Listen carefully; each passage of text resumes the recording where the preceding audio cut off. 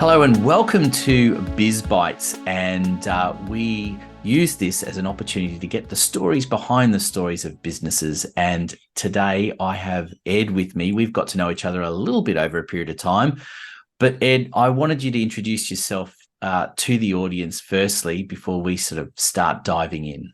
Yeah, great. Thanks, Anthony. Yeah, my name is Ed Johnson, and I run a business called EXDIA. We provide bookkeeping and payroll services.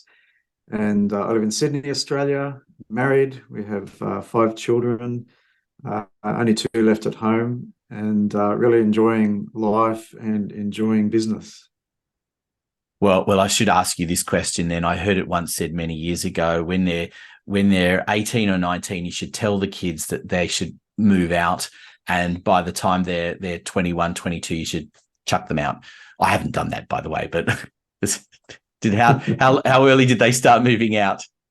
Oh, well, I mean, 2 of them are married already. So, I mean, we've had our first grandchild this year. Oh, Um, congratulations. Yeah, so they moved out. Well, they all moved out reasonably young, actually, sort of early 20s. Yeah, around that sort of age. Yeah. Yeah, it's well, I'm still loving the fact that mine is still around and my daughter's doing some work for me now. Yeah. So that's exciting too, to have it all part of that. And family's such an important part of business, isn't it? Oh, absolutely. Being able to work near home or from home is a wonderful thing, and really helps with that flexibility and being able to just be around. Yeah, I think it's totally changed in the last few years how people interpret Mm. that and the level of importance that people place on it, because we both remember a time where, the idea of working from home was severely frowned upon. Yeah.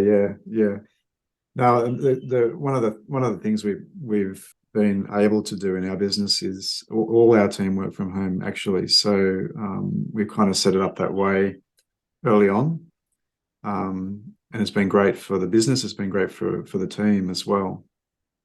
Mm. So speaking of the business, tell me a little bit about the history of the business itself. So when was it established? When did you make the move to set it up? We started in 2016 with one client who was a friend of mine, and gradually just built it from there. So it started with just myself, pretty much doing the work, and then gradually added one team member, then another. More clients started coming on, and slowly built up over the last 6 years. And now we're working with we've got about 20 team members and probably close to a couple hundred clients. I haven't done a count recently, but yeah, that's sort of a size at the moment. And yeah, work with a bunch of different organizations. So we work with similar businesses to ours, actually, sort of that sort of size, 0 to 20 employees.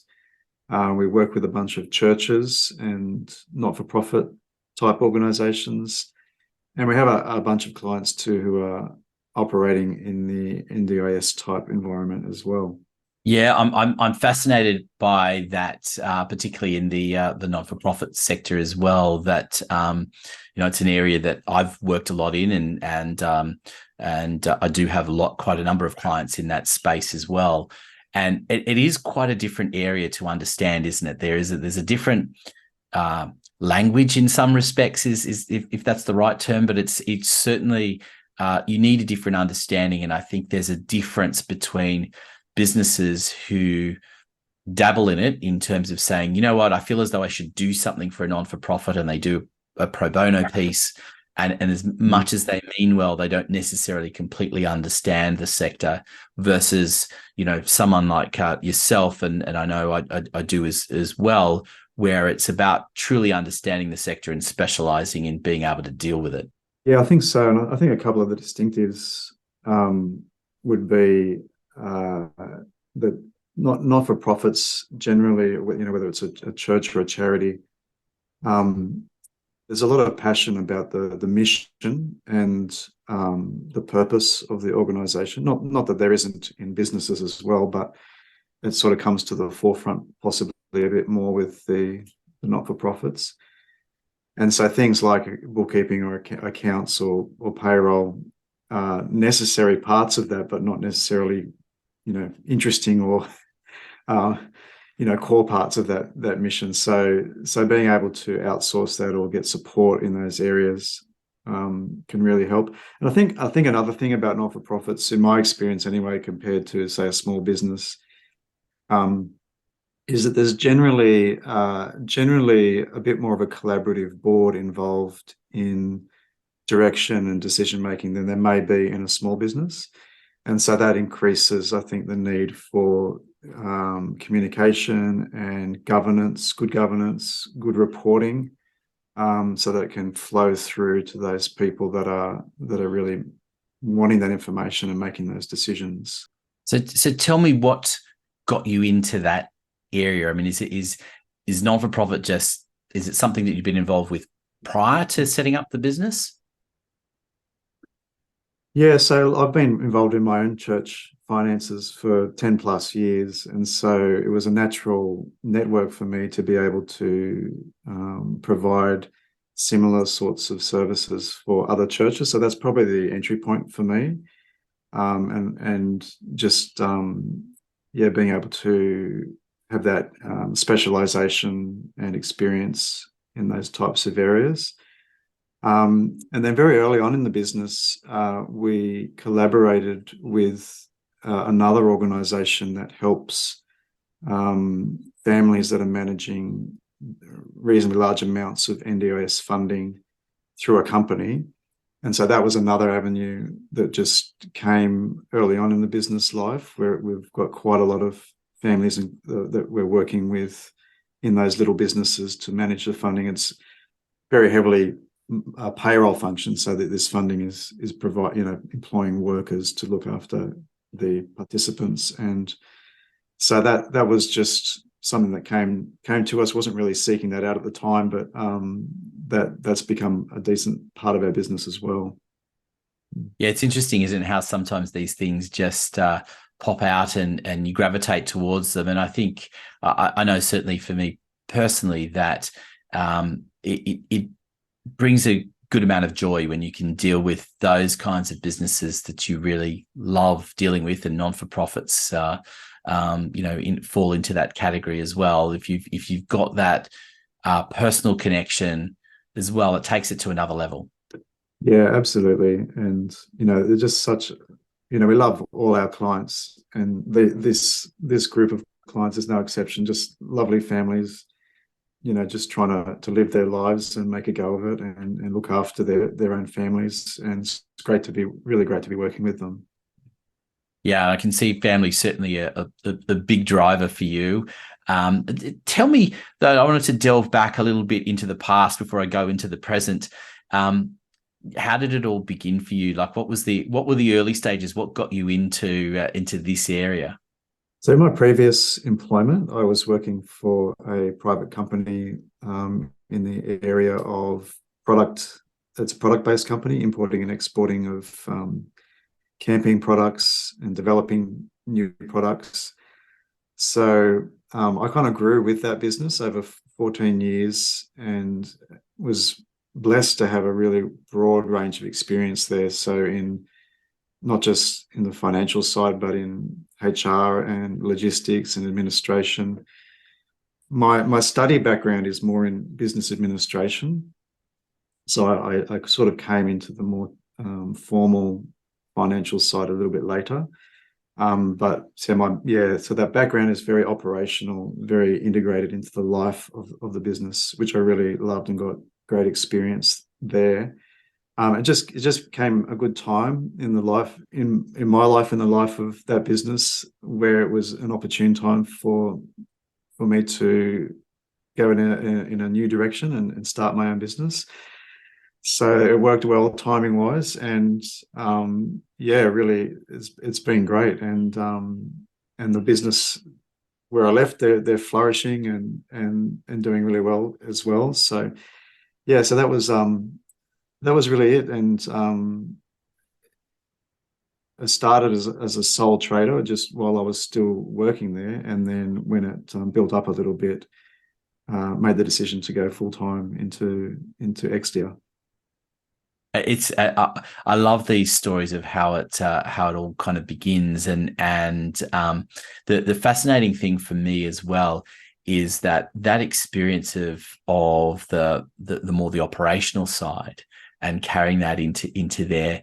It is a huge point of difference. So many businesses struggle with that area, and so having those skills carrying in on top of the financial is definitely, I'm sure, put you in good stead, and to be able to grow as you have done over the last 6-7 years.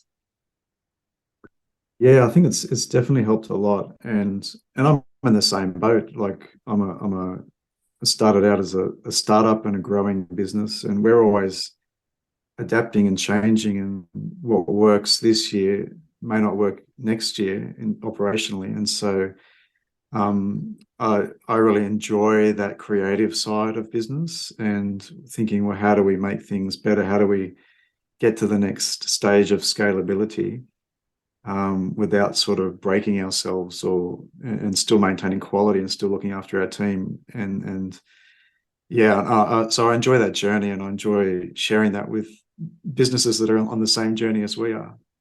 I find it fascinating because speaking to a lot of people in that financial services space, and generally speaking, creative and financial services are at odds with one another, and it's not something that comes as easy to people in that space, generally speaking. And that, I mean, I'm being very broad and generalizing, but it's really great that you could have come out and say you enjoy that sort of creativity and that side of things, and that's obviously the first passion that's driving the agenda of the business. Yeah, I think business is an incredibly creative endeavor, really. Like particularly for the founder and people leading the business, it's thinking outside what we're currently doing and how can we do things differently? How can we, change and reach the vision that we're aiming for? It's like a blank piece of paper in some ways. You get the opportunity to start from scratch and create something that wasn't there before. And I think it's I suppose it's a two-edged sword in a way that can be overwhelming and burdening, and at times for business owners, but it's also quite liberating and enjoyable at the same time. Absolutely, there are definitely the ebbs and flows of it all, but wouldn't replace it for anything. I admire the people who are employed, and we, as business owners, we love those people because we want them to come and work for us. But I don't think I could be that person anymore. It's been a long time since I've been employed, and once you've got that bug of being an entrepreneur, it's very hard to shake it. Yes, yeah, that's right. Yeah.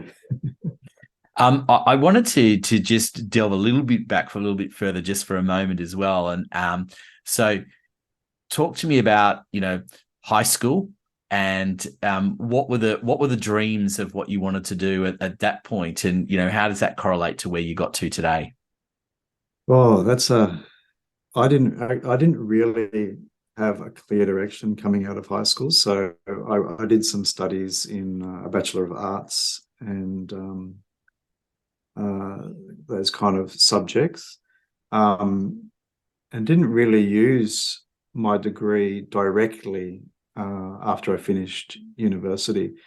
So just did some jobs, worked in a warehouse, worked for Department of Social Security, which became Centrelink, which interestingly enough I was there during the transition from Department of Social Security to Centrelink on the inside, and that was a fascinating experience to see how that change management was rolled out. That's just an aside, but yeah, and then I started studying business while I was working, sort of graduate diploma of business, and really thoroughly enjoyed the material and learning about it. And I think that's kind of where I started going in that business direction.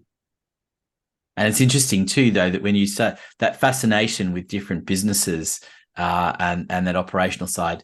That's what, working in this space that you're in allows you to delve into those businesses on a day-to-day basis, doesn't it? So it's kind of picking up on that similar idea.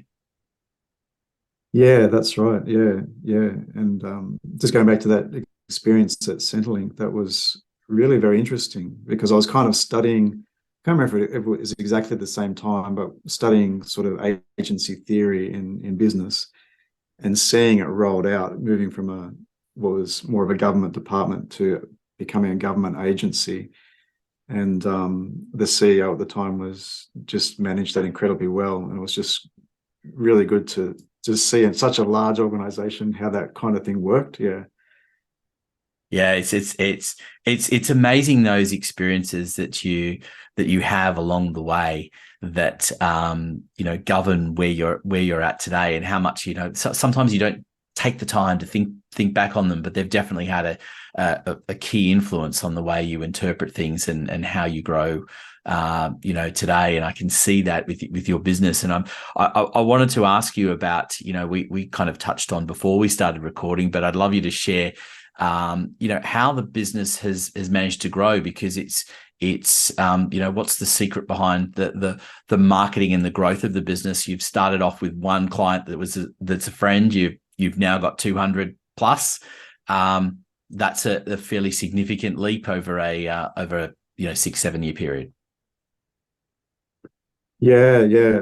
And by God's grace, we've experienced a lot of steady growth over the last 6 years. I think things that we've kind of become important to us in our values of putting a priority on good relationships within the team and good relationship with our clients. So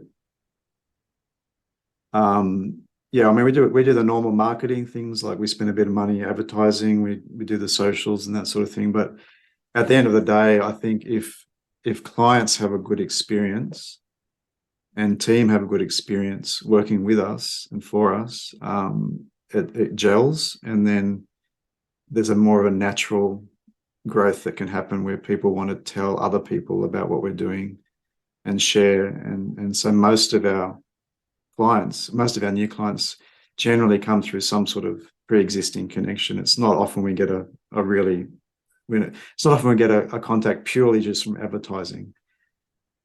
Yeah, I agree with you. I think most businesses that offer a professional service, there's a degree of, okay, they might have checked you out, but they're finding a connection somewhere that they can ask someone before it gets to that point where they're actually, okay, let's have a proper conversation and see if we want to engage. It's that relationship building is a huge part of business growth. Yeah, I think so. And I think it's also a huge part of just internal efficiency too. If team like working for us and the team are happy, it's just less turnover. Every business owner, I think, knows this. Less turnover, more productivity, better financially for the business and for the team. So I think it benefits at multiple levels. So we've talked about the past 6 or 7 years of business growth. So just in wrapping things up, what's the future? What's the, if we're projecting 5-10 years down the track, where do you see the business going? I think the next big shift for us is continuing the process of becoming a business that's sustainable without my direct involvement in as much.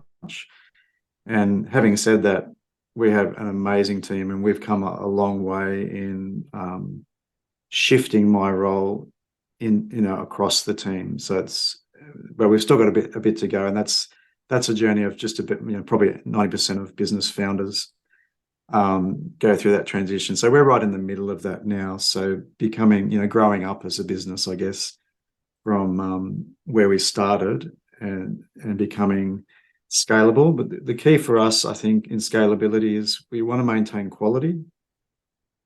We want to maintain relationships. So if we can scale in a way where we're not losing either of those, that would be great. Well, I wanted to wrap things up with a question that I kind of try to fire at people in lots of different ways. But what's the biggest challenge or question that your best customers are faced with before they jump for joy when they find you? Look, I think maybe as an example, because it's fresh in my mind, I had a contact yesterday or the day before from a small startup who's got a great little business running, but they're concentrating on what they're passionate about and generating revenue, and they're just having that realization that, hey, the books and the payroll and whatever else it is starting to get a bit out of control, and it needs to get back into control. Or the passion that I'm trying to grow this business with is going to suffer. So they can see the value of having that backbone of good bookkeeping and payroll, and that could be a benefit to them, or it could be a problem to them, depending if they do something about it. So that's probably the big thing: is how can a service like ours assist the growth of another business? And when there's that realization, that connection, then it's a good partnership together between us and our clients. Yeah, I think that's the one great thing, isn't it? That when people engage with a business like yours, that they come in and they think, yeah, we probably need someone to look after the bookkeeping and the payroll, but it probably unravels a whole series of other services and things that you can do, and that the outcomes are not just ticking boxes of bookkeeping and payroll, but there's actually a whole different growth opportunity there. And I think that's it's the one thing that I always encourage businesses, that more often than not, people don't understand the full value proposition that you offer. And that's the great thing about sharing those stories, so that people do understand it. Yeah, that's right. I think that's true for almost every business, Anthony. Like, if people are shopping for a commodity or a product, seeing things as an expense, that's one way to approach it. But if as business owners we're looking at other services as adding value to our business and something that's really going to help us, that changes the mindset of how we approach engaging other services, I think. So regardless of whether it's bookkeeping or any service that a business engages with, I think that's a similar principle. Fantastic. Ed, I know we could keep talking for a long time, but I hope that everyone's got a bit of a sense of the amazing business that you've built. We're going to include in the show notes some ways that people can get in contact with you, and any special ways that people want to do. I no doubt if you want to mention the website address, that's probably the best way for people to start that engagement, isn't it? So it's EXDIA, spelled EXDIA.com.au. Fantastic. Ed, thanks so much for being a guest on BizBytes, and we look forward to everyone joining us again for another episode soon. Terrific. Thank you, Anthony.